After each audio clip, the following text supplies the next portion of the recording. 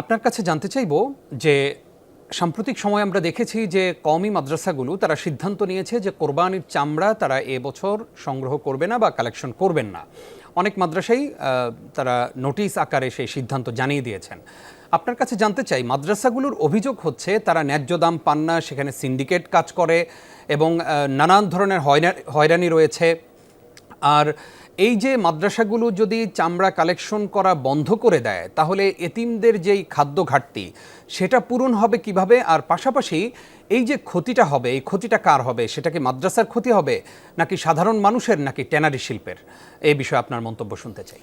ধন্যবাদ আপনাকে। আসলে কিছু উলামা একরাম যারা কওমি মাদ্রাসা সম্পর্কে আগে থেকেই ইতিবাচক চিন্তা চেতনা পোষণ করে আসছেন, তারা শুরু থেকেই যখন চামড়ার দাম খুব বেশি ছিল তখনও এটাকে ঈদের দিন ইয়েতিমদেরকে বা মাদ্রাসা ছাত্রদেরকে এ কাজে লাগিয়ে মাদ্রাসা বা লিল্লা ফান্ডের একটা ভালো উপকার হলেও তাদেরকে বঞ্চিত করা হয় ঈদের আনন্দ থেকে। এই জন্য এটার বিরোধী ছিলেন যে যারা বড় কিংবা মাদ্রাসার সাথে খুব ওতপ্রোত যুক্ত তাদেরকে দিয়ে এটা করাইলেই ভালো হয়। তবুও আলহামদুলিল্লাহ এখন আন্তর্জাতিক কূটচক্রের ষড়যন্ত্রের কারণে দামটা একেবারেই কমে গিয়েছে। যে ক্ষেত্রে এই চামড়া কালেকশনের জন্য নিজেদের জীবনের সব ঈদগুলো মাটি করে দিয়ে যারা চামড়াগুলো কালেকশন করে দিত, মূলত এর বেনিফিটটা নামে লিল্লা ফান্ডের অথবা মাদ্রাসা ছাত্রদের হলেও আসলে প্রকৃত পক্ষে বেনিফিশিয়ারি হতেন আপনার ট্যানারি মালিকরা। এখন এই কওমি মাদ্রাসাগুলোতে যে চামড়ার একেবারে ক্রমবর্ধমান নিম্ন মূল্যতে চলে যাওয়া এবং সরকার কর্তৃক সরকারিভাবে এর প্রতি কোনো রকমের পদক্ষেপ না নেওয়ার কারণে কওমি মাদ্রাসা অনেকটা অভিমানের সুরেই এমন ইতিবাচক সিদ্ধান্ত গ্রহণ করেছে। আমরা এটাকে স্বাগত জানাই। আল্লাহ রাব্বুল আলামিন কওমি মাদ্রাসার যে সূচনা কাল, যে দারুল উলুম দেওবন্দের উসুল হাসতে গানা বা অষ্টনীতির মধ্যে এটাও একটা, যে স্থায়ী কোনো ইনকাম থাকবে না, বরং আল্লাহর উপর তাওয়াক্কুল করেই তাদেরকে চলতে হবে, এই চিন্তা চেতনা আকীদা পোষণ করতে হবে। সুতরাং যেই সময়ে এই মাদ্রাসাগুলো শুরু হয়, এক সময় তো কোরবানি চামড়া কালেকশন ছিল না, কখনো বাঁশ ইত্যাদি কালেকশন ছিল, ধান কালেকশন ছিল, সেগুলো অফ হয়ে গিয়েছে।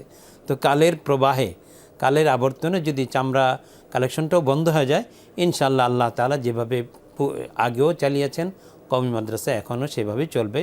ওমা যালিকা আলাল্লাহি বিআজিজ, এটা আল্লাহ তাআলার পক্ষে কঠিন কিছুই না। সুতরাং এইভাবে পদক্ষেপ নিয়ে তারা যে ইতিবাচক সিদ্ধান্ত নিয়েছেন, আমরা এটাকে সাধুবাদ এবং ধন্যবাদ জানাই। তবে প্রকারান্তরে একেবারেই যদি হাত গুটিয়ে রাখা হয়, কেউ যদি এ কাজে মোটেই অগ্রসর না হয়, তাহলে একদিকে যেমন সুন্দর উপায়ে কোরবানির পশু হালাল উপায়ে এবং সুন্নাহ সম্মত পন্থায় জবাই থেকে জনগণ বঞ্চিত হবেন, আরেকদিকে যারা মূল বেনিফিশিয়ারি তারাও বঞ্চিত হবেন চামড়া থেকে। তখন দেখা যাবে যে একটা অর্থনৈতিক বিপর্যয় সৃষ্টি হবে।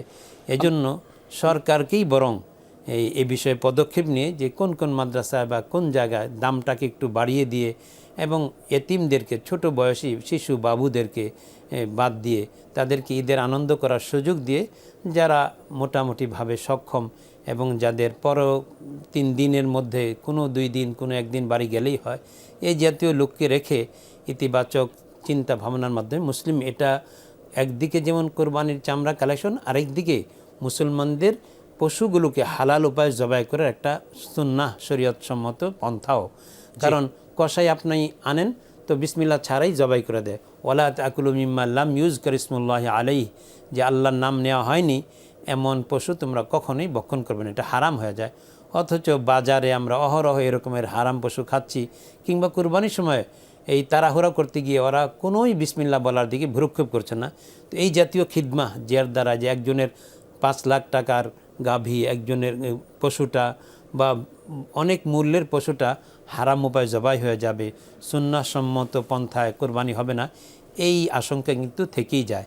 এজন্য কিছু মহল্লার স্বেচ্ছাসেবক হিসেবেই হোক অথবা দিনদার শ্রেণীর এই মানসিকতা থাকা উচিত যে আমরা চামড়া সংগ্রহের জন্য নয়, বরং মানুষের কোরবানিটা যেন শরিয়াহ এবং সুন্নাহ সম্মত পন্থা হয়, এই জন্য এই কাজ করে যাব। ধন্যবাদ আপনাকে।